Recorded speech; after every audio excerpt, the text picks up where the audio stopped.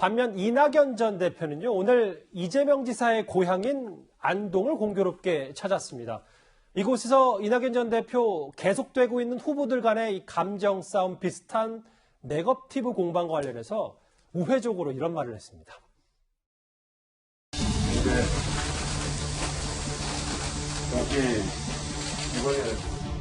안동이 이재명 지사님의 고향이다 보니까 일각에서는 뭐 경제 차원 아니냐 이런 얘기도 있는데 2017년 여름도 같아도 여기 한번 더 왔습니다. 내년 선거가 박빙승부일 것이기 때문에 상처를 주어서는 안 된다.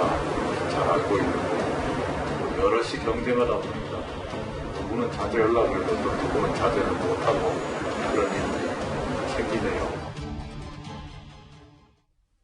글쎄요, 본인은 자제하려고 하는데 이 지사 측이 자제를 안 한다 뭐 이런 얘기입니까? 뭐 여러 해석이 있겠죠. 근데 구자욱 차장. 네.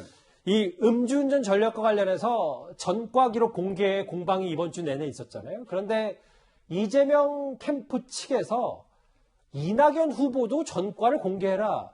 뭔가 있다. 뭐 이렇게 얘기를 하고 있습니다. 그러니까 약간 공수가 좀 교대된 측면이 있습니다. 지난주까지만 하더라도 이재명 지사의 이 음주운전 전력이 한 번이 아니라 한 번 더 있는 거 아니냐. 이런 의혹 제기가 있었고 이거에 대해서 100만 원 이하 이 벌금을 처벌받은 것도 공개하라. 이렇게 이제 그 이낙연 후보 측이나 아니면 다른 후보 측에서 공격을 했는데 그거에 대해서 이제 공개를 충분히 한 다음에 오히려 이제 역으로 이낙연 지사 측도 100만 원 이하 벌금 처벌을 받은 전과가 있는 거 아니냐. 그러니까 100만 원 이상만 지금 당에 공개를 했으니까 100만 원 이하도 자발적으로 신고를 해라. 이제는 공격당하던 이재명 지사 측에서 오히려 이낙연 전 대표 측을 좀 공격하는 상당히 어떻게 보면 뭐 네거티브라고 보기는 어렵습니다만 후보 검증이 상당히 좀 과열되고 있다 이렇게 보여집니다.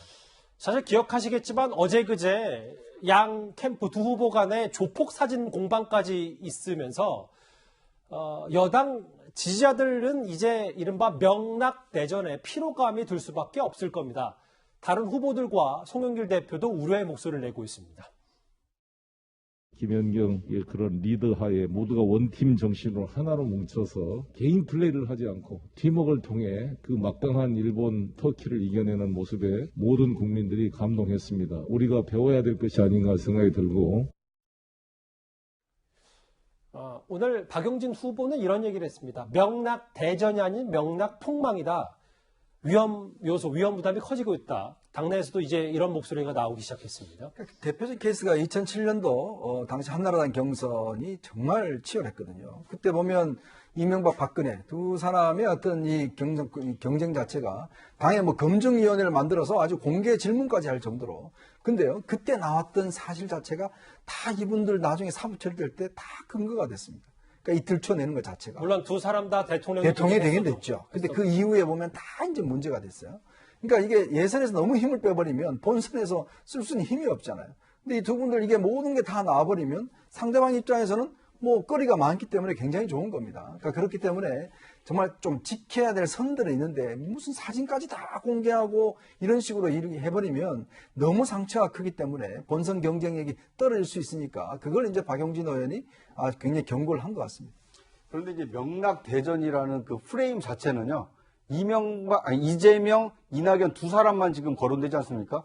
그런데 민주당 본 경선에는 지금 6명의 후보가 올라가 있거든요. 다른 후보들이 낄 자리가 없다. 그렇습니다. 어떻게 보면 4명의 후보들은 지금 경선에 참여하고 있으면서도 계속 소외되고 있는 거기 때문에 명락대전이라는 프레임은 이재명 지사에게 또는 이낙연 후보에게는 유리하지만 나머지 4명 후보에게는 자신을 알릴 기회가 상당히 축소되기 때문에 굉장히 불리한 프레임이다. 그렇기 때문에 명락 폭망이다. 이런 새로운 프레임으로 이 박용진 후보가 자신의 존재감을 드러내려고 한 거 아닌가 하는 생각이 듭니다. 그렇게 볼 수도 있겠군요. 알겠습니다.